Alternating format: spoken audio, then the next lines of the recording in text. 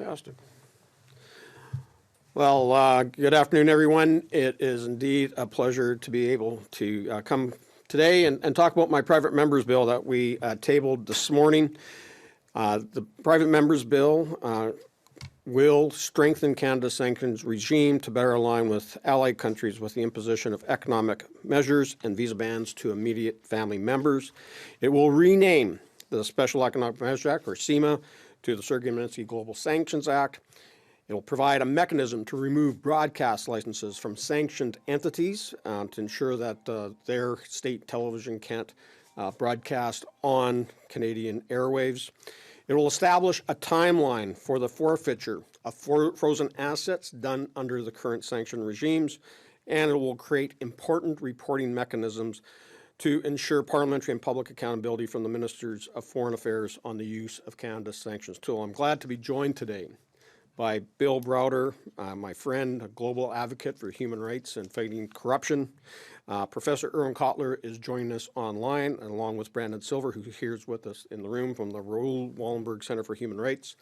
Marcus Kolga, who is a longtime advocate for human rights on an international basis and fighting corruption, especially Russian aggression throughout Ukraine and Eastern Europe, from the MacDonald Laurier Institute. And my former colleague and friend, Liberal Member of Parliament John McKay.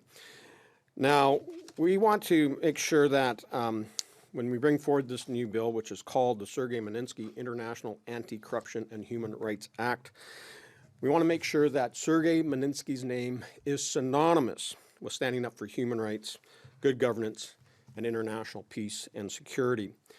Now, in 2017, Parliament voted unanimously in favor of the Sergei Magnitsky law that Senator Raynell Anderchuk and I brought forward.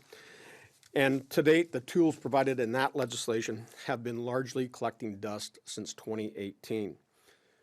The use of Sergei Magnitsky's name in Canada's sanction regime will deliver a strong political message against Putin's brutal dictatorship and all of his equally corrupt dictator allies and theocracies.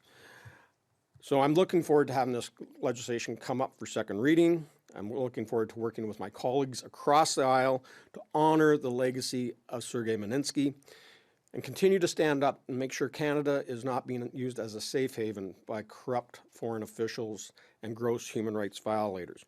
We have to fight corruption. We have to hold those to account who are responsible for all of the crimes that we're seeing committed against the international norms and the rule of law, and the continued abuses that we're seeing on civil liberties and human rights around the world. I'm going to ask Bill to say a few words. Then Irwin Cotler will also comment on the importance of this legislation. And then John McKay will wrap up our conversation, and then we'll take some questions. Bill. Great. It was 2017, right around the anniversary of Sergei Magnitsky's murder. He was murdered in 2009, that every single member of both houses of the Canadian Parliament stood up to register their affirmative vote for the passage of the Magnitsky Act. And that was a pivotal moment in the campaign for justice for Sergei Magnitsky. Canada's leadership led to, at this point, more than 35 countries having Magnitsky Acts around the world. And this was a triumphant moment. And shortly after that, the foreign minister at the time, Chrystia Freeland, rolled out the first sanctions list. It included the people who killed Sergei Magnitsky, the people who were involved in the corruption that he uncovered that led to his murder. And it also included people who murdered the journalist, Washington Post journalist Jamal Khashoggi, and it included a number of people from Venezuela who were involved in gross human rights abuse. 80 people in total. We all cheered, looking for the momentum to be built on this, and many other people to be sanctioned under the Magnitsky Act. To this day, not a single other person has been sanctioned under the Canadian Magnitsky Act. All sanctions done against human rights abusers, which I thoroughly support, have been done under the Special Economic Measures Act. Why? There's no answer. But my friend, colleague, and ally, James Bezan, came up with a solution to this problem, which is let's just rename the Special Economic Measures Act the Sergei Magnitsky Act, and then we won't have that problem. This may sound like sort of a petty issue, but it's not. The Magnitsky Act, as I said, 35 countries in the world have the Magnitsky Act, and when they sanction human rights abusers and they want to harmonize those sanctions with other countries, they get confused when they come to Canada. They say, well, are you sanctioning them under your Magnitsky Act, or what's going on? And so first and foremost, I think it's really important that the name is changed. Secondly, we've had 8 years to battle test the Magnitsky Act, and we found deficiencies and flaws and that need to be fixed and tightened. And what James has done with this piece of legislation is gone into those deficiencies. One of the deficiencies is that if a member of parliament proposes a person to be sanctioned to the government can just let it sit on the government can basically never respond, and this happens often. His legislation will require the government to report back to justify what they have done and haven't done. It also includes some provisions to take away the visas of family members of human rights abusers. We often have human rights abusers being sanctioned and their family members being able to come to Canada and enjoy all the great things this country has to offer. I won't go into all the provisions of the law because everyone can read the law themselves, but this is a great way of tightening up the sanctions legislation, not letting the bad guys get away with it, and I'm very happy that James has presented this today, and I'm also very happy that this is not a political. There's no politics involved. There's no Canadian politics. There's no opposition government stuff going on. We have John McKay here as a good friend, and it was also the main guy behind the original Magnitsky Act, because this is all about what's right and wrong, and not about anything else. Thank you so much, Bill. Dr. Cotler, if you could please bring us your remarks virtually. It's on mute. Mute. You got to unmute yourself, Irwin.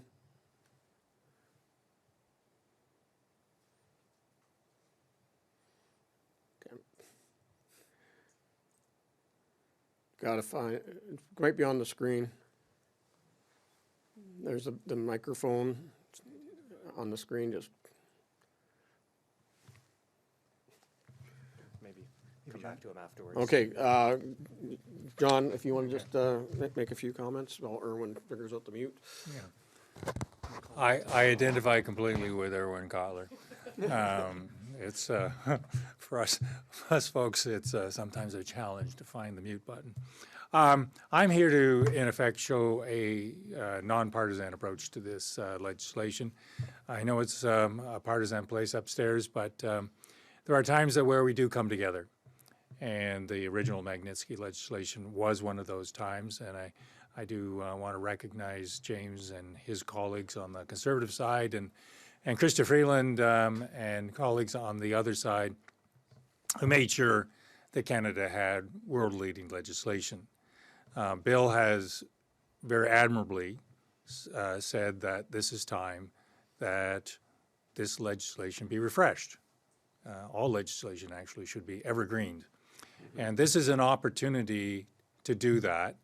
And I'm confident that my Liberal colleagues, or my former colleagues now, will see to it that this legislation receives a passage through the House and the Senate that is constructive, that is useful, that is helpful. I have some confidence as well that the Minister Anand, has a gut sympathy to seeing this legislation refreshed and evergreened. And so I'm looking forward to a relatively short period of time in the House and in committee. And I'm looking forward to the time where this does receive royal assent. And even more, I'm looking forward to the time where this legislation gets enforced with enthusiasm and effectiveness, because the brutal way in which Putin is abusing the people of Ukraine just has to stop, and Canada has to do its role. And this is one of the most effective things that we can do. So hopefully, Irwin, have we unmuted by now? I hope so. Can you hear Excellent. me? Okay, over to you. Okay. So, may I begin by, James, you want me to? Yeah, we can. We can hear you. Yeah, okay. May I begin by welcoming Sir Bill Browder, who's the founder and architect of the Global Justice for Sergei Magnitsky movement, because that's what it's become, a movement. And he has been the inspiration for it and was the inspiration for me introducing the first iteration of Magnitsky legislation back in 2012. Fast forward to today, and I'm delighted with James Bezan introducing this timely and necessary set of refinements and remedies to help secure justice for victims and accountability for the major human rights violators. This legislation will protect Canada's sovereignty, security, the rights of its people, while holding the major human rights violators accountable. And we have an increasing access of authoritarianism, and we need these increased remedies and refinements for accountability in the pursuit of justice. Open it up for questions. Dylan. Hi, sorry, Dylan Robertson of the Canadian Press. I know you want to be constructive here, but I'm wondering about the deficiencies in the current regime on sanctions. If I could hear from a few of you about the sort of issues in our current sanctions legislation, more than just one bill, that you're hoping to address here. So I think, and maybe I'll let Irwin and Brandon and Marcus jump in, because they've been critics of where people have been able to sneak through. The one thing that we're remedying with this bill is to ensure that, whether it's corrupt officials from other countries, human rights abusers, or, enablers like oligarchs from Russia, have been using Canada as a safe haven for their families, and often are hiding them in. Somebody's trying to phone me. This message here. It rings in my hearing aids, so it makes it tough to think when the phone's going off. So we want to make sure that Canada's not being used as a safe haven for corrupt foreign officials that are hiding their families here. We hear all the time of members of the RRGC that their spouses and children are over in Canada working and studying. That shouldn't be allowed to happen. So if you're on the sanctions list by Canada, immediately their family members should also be banned. And so we'll fix that. The other issue that I think that we want to address is that we are already in the process of freezing assets. All you have to do is think about the plane that is sitting at Pearson International Airport from Russia, that big Antonov. And that's been sitting there now for over 2 years. This bill will put a limit of 12 months on those assets being forfeited, and then asking the government within 30 days to start the process of the current regulations of distributing those assets to those that are impacted by whether it's war, whether it's aggression, whether it's corruption, but paying back those victims. Same thing as the victims of Ukrainian Airlines PS-752 that was shot down in Iran. The families in Canada were already awarded by the Ontario Superior Court compensation from the assets that the Iranian regime has here in Canada. And again, those assets are frozen, and the government has had them for years, but yet haven't distributed the value of those assets to the victims' families as ordered by the Ontario Superior Court. But with that, you guys want to add anything? Or Irwin? Well, I'll have Brandon and Marcus have already Okay, if spoken. you guys want to just quickly address some of the other short. Well, I'll just quickly mention the fact that transnational repression is also included in this legislative update, and this is very important, given the rising tendency of these authoritarian regimes, whether it's Iran, Russia, China, to engage in transnational repression, which is extremely well documented. The Hague Commission also covered this. The fact that it holds those who engage in transnational repression accountable, this is a key point. And we have a number of victims right here. Professor Cotler has required 24-hour security due to threats from the Iranian regime. All parliamentarians in the House of Commons have been placed on Russia's sanctions list. This is a form of transnational repression as well. So this is extraordinarily important that it's included in this legislation, and even just the definition of it, so that parliamentarians and Canadians are aware of this threat to all Canadians and their right to freely express themselves.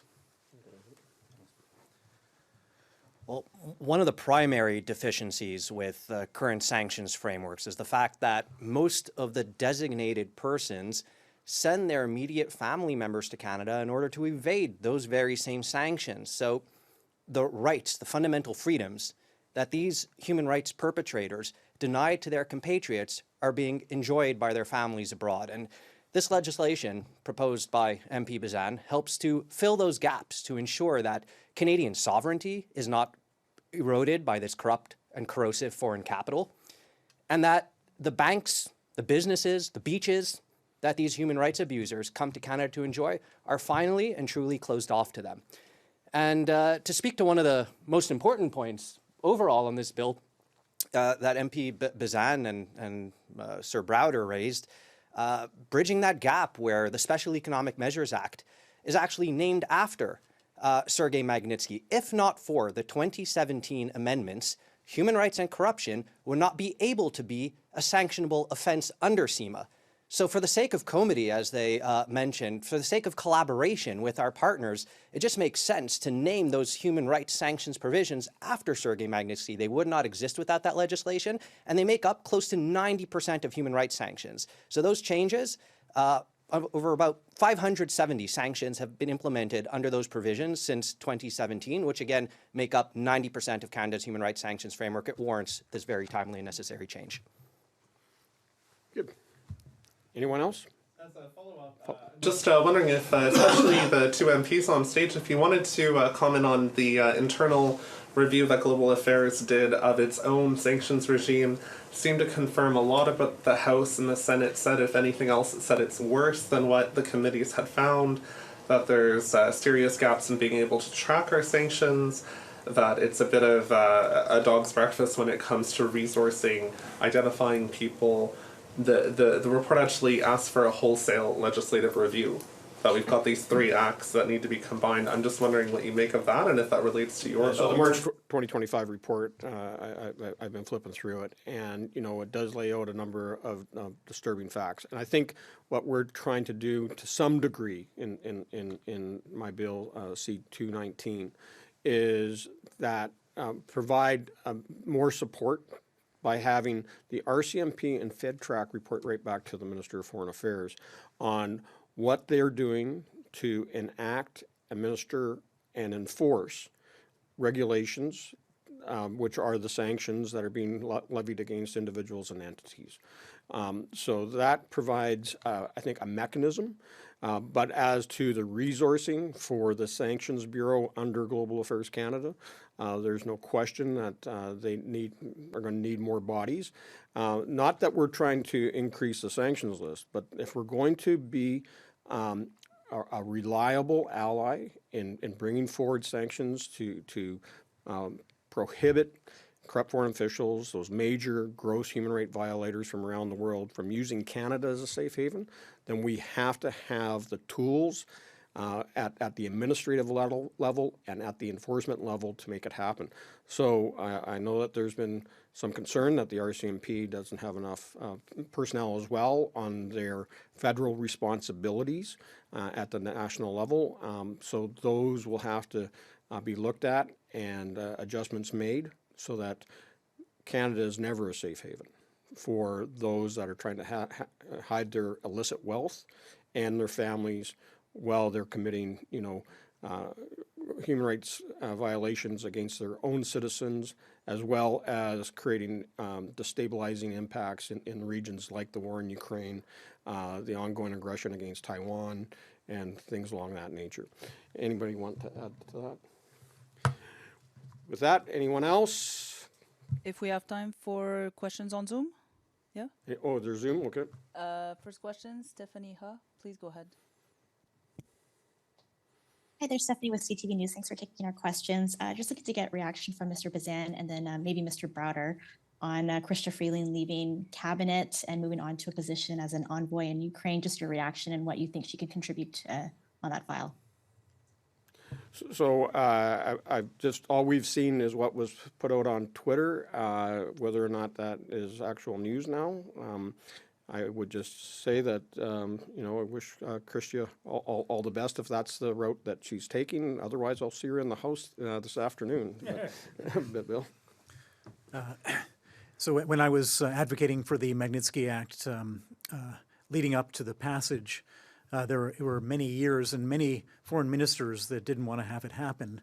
And it was only when Chrystia was the foreign minister that she cleared away all the roadblocks and the Magnitsky Act happened. She's one of the most effective people when it comes to standing up to Russia and also fighting for Ukraine. And the other thing I would say is that when the war broke out and there was a big discussion among finance ministers about what to do, she was the finance minister at the time, she was the one who came up with the idea of freezing Russia's central bank reserves. And a lot of other finance ministers said, can we do that? Is that possible? She had the legal analysis prepared.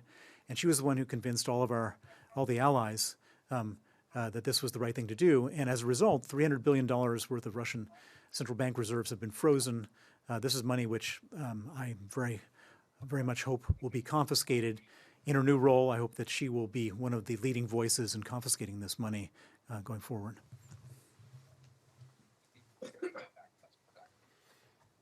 Anyone else? Do you have a follow-up question, Stephanie? No. Right, and very last question, Lim and Zhu, please go ahead.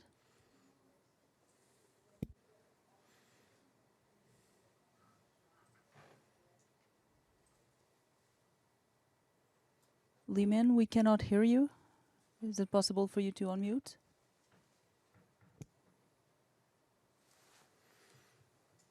This Can concludes you the hear me? Oh, yes, we can.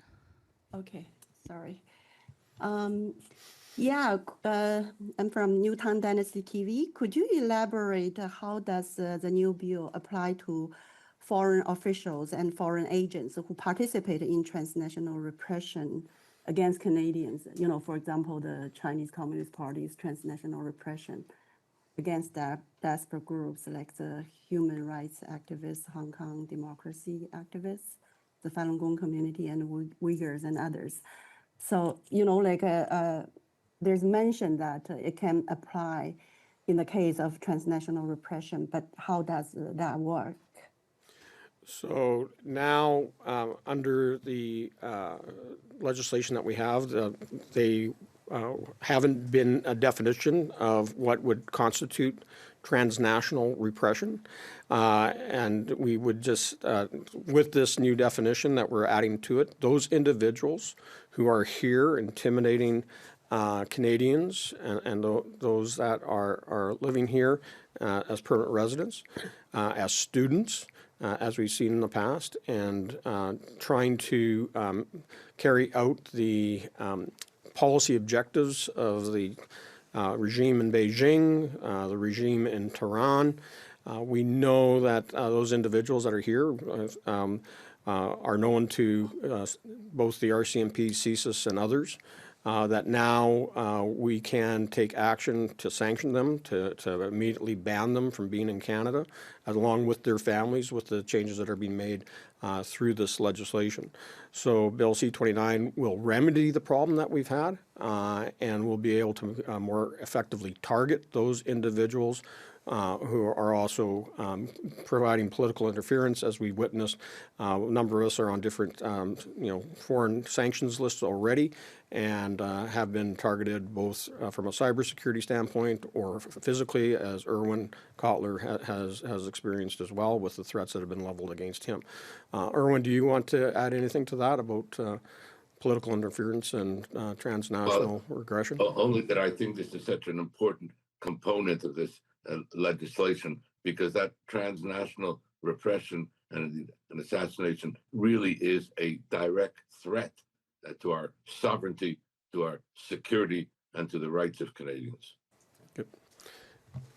Thank you very much. This concludes the press conference. Merci, c'est ce qui conclut cette conférence de presse. Thanks for joining us. Thank you. Appreciate it.